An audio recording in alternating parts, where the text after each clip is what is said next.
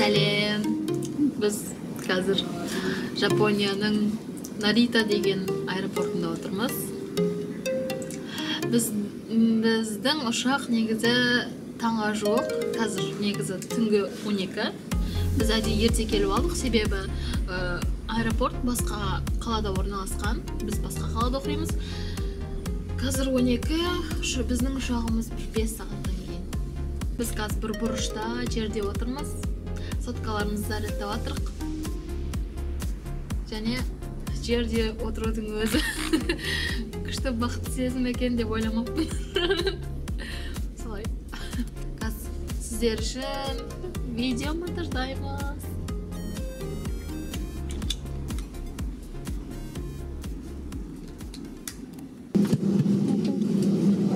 Қайырлы таң. Біз қазір Нахаға дейін, яғни Окинаваға дейін баратын ұшақтың ішінде отырмыз. Өте шаршап отырмыз, себебі таңертеңнен кешке дейін бірде-бір көз ілген жоқ едік. Осы самолет Нахаға дейін 3 сағат ұшады. 3 сағаттан кейін болады көреміз.